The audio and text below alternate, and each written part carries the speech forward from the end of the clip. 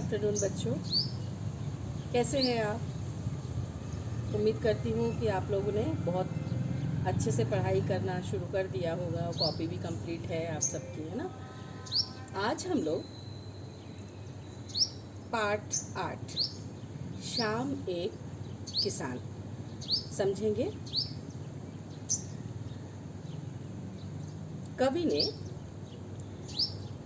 बहुत ही सुंदर वर्णन करते हुए शाम के वातावरण का वर्णन किया है और पहाड़ को किसान के रूप में दर्शाया है। तो हम इस पाठ को शुरू करें। कविता को। आकाश का साफा बांधकर सूरज की चिलम खींचता बैठा है पहाड़, घुटनों पर पड़ी है नदी चादर सी, पास ही दहक रही है पलाश के जंगल की अंगीठी, अंधकार दूर पूर्व में सिमटा बैठा है भेड़ों के गल्ले सा। आकाश का साफा बांधकर अर्थात कवि कहते हैं कि जाड़े का मौसम है और शाम का समय। प्राकृतिक सौंदर्य का आनंद लेते हुए जब कवि पहाड़ को देखते हैं तो उन्हें ऐसा प्रतीत होता है कि वह किसान है। कौन? पहाड़। किसान के रूप में पहाड़ को देखते हैं और आकाश ऐसा लगता है, उन्हें ऐसा प्रतीत होता है जैसे कि उसका साफा हो। साफा अर्थात सिर में बांधने वाली पगड़ी, जो किसान लोग बांधे रहते हैं, आप लोगों ने भी देखा होगा, है ना। तो ऐसा लगता है मानो किसान ने आकाश रूपी पगड़ी बांधी हुई है, आकाश रूपी साफा बांधा हुआ है। और वह पहाड़ के नीचे से बहती हुई नदी, उन्हें ऐसा लगता है कवि को कि ये पहाड़ के घुटनों पर अर्थात किसान के घुटनों पर रखी चादर हो, अर्थात वह चादर के समान प्रतीत होती है। घुटनों में रखी चादर के समान बुजुर्ग लोग बैठते हैं ना, चादर को पैर के ऊपर घुटनों के ऊपर रख लेते हैं, तो उसी तरह से कवि कहते हैं कि ऐसा प्रतीत होता है मानो नदी किसान के घुटनों पर रखी हुई चादर के समान उन्हें प्रतीत होती है। जिससे उसके और आगे बोलते हैं कि पास ही दहक रही है पलाश के जंगल की अंगीठी। आप लोगों ने देखा होगा पलाश के फूल, ऐसा लगता है मानो जंगल में आग लगी हो, है ना। होली के समय आप लोगों ने देखा हो ना, टेसू भी कहते हैं उसे, पलाश टेसू, है ना। तो टेसू के फूल जिससे रंग बनता है ना। तो उन्हें ऐसा लगता है कि पलाश के लाल फूल उन्हें लगते हैं मानो जंगल में अंगीठी जल रही हो। क्यों जल रही हो जंगल में अंगीठी? जिससे कि उसके ताप से थोड़े जाड़े में कमी आ जाए, है ना। जाड़े में जो तकलीफ होती है, ठंड में जो तकलीफ होती है, वो पलाश की ऐसा लगता है कि अंगीठी जल रही है और वह जाड़े को कम कर देगी, जिससे उसके ताप में जाड़े में कमी आ जाए।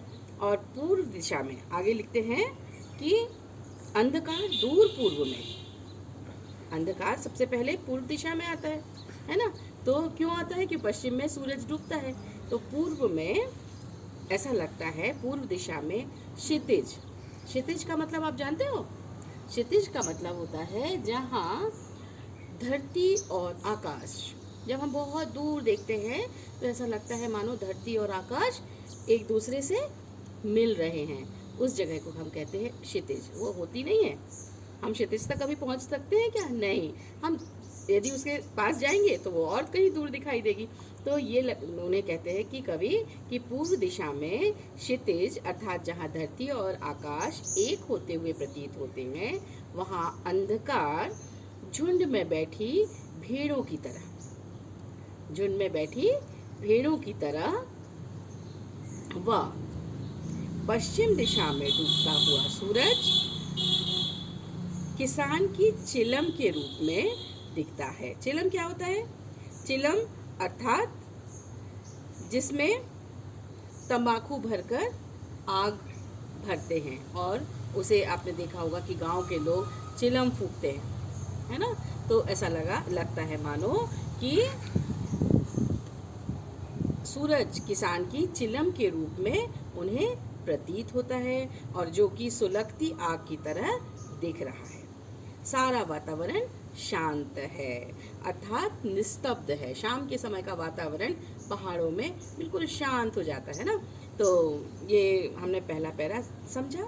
अब दूसरे पैरा में कवि कहते हैं कि अचानक बोला मोर, जैसे किसी ने आवाज दी, सुनते हो? चिलम औंधी, धुआं उठा, सूरज डूबा, अंधेरा छा गया। बहुत ही अच्छी कविता है, खूबसूरत कविता है। लिखने वाले हैं सर्वेश्वर दयाल सक्सेना जी, है ना। तो अचानक बोला मोर, तभी क्या होता है जब स्तब्ध वातावरण हो जाता है, शांत वातावरण हो जाता है। तो जाड़े की शाम का वातावरण एकदम जब शांत हो जाता है, अचानक एक मोर बोल उठा, जैसे किसी ने आवाज लगाई हो कि सुनते हो। इस आवाज के साथ ही, जब ये आवाज आई तो इस आवाज के साथ ही सारा वातावरण अर्थात जो संपूर्ण जो दृश्य था अभी तक का वह बदल गया। देखिए प्रकृति पल पल, आप सभी को मालूम है प्रकृति, सुमित्रा नंदन पंत जी ने भी बहुत अच्छी कविता लिखी है कि प्रकृति पल पल परिवर्तित प्रकृति वेश। प्रकृति अपना जो वेश है वो पल पल बदलती रहती है। वेश मतलब वस्त्र, अपनी वेशभूषा बदलती रहती है। तो यहाँ ये कहते हैं कि इस आवाज के साथ ही सारा दृश्य बदल गया, जिसमें जो दृश्य था उसमें क्या क्या बदलाव आया कि चिलम उलट गई। चिलम उलट गई, किसकी चिलम थी अभी तक? हाँ, और पलाश के जंगल की अंगीठी, अंधकार दूर है, सिमटा है बैठा है। देखिए घुटनों पर पड़ी नदी, चिलम, सूरज की चिलम, सॉरी यस, सूरज की चिलम थी वो जब सूर्यास्त के समय सूर्य डूब जाता है। तो यहाँ कभी कल्पना करते हैं मानो कि चिलम उलट गई और अर्थात सूरज डूब गया, शाम ढल गई और रात का अंधेरा अंधकार चारों ओर, चारों दिशाओं में फैल गया।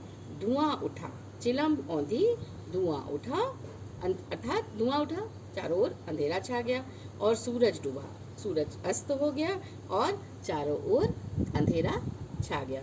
इस तरह से आज ये हमारी खूबसूरत कविता समाप्त हुई, शाम एक किसान।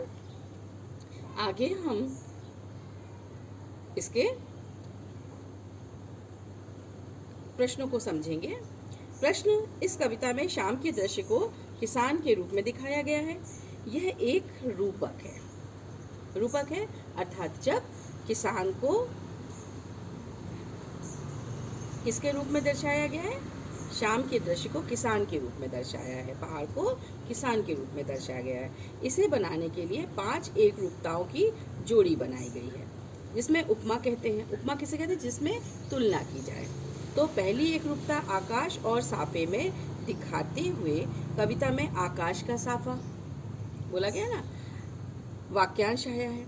इसी तरह तीसरी एक रूपता नदी और चादर में दिखाई पड़ी है ना, कि चादर नदी किसकी तरह लग रही है? चादर की तरह, मानो नदी चादर हो।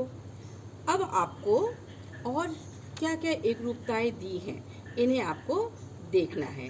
जैसे कौन कौन सी एक रूपता है? सिमटा बैठा है भेड़ों के गल्ले सा, अंधकार, है ना, ये भी एक रूपता है। और ये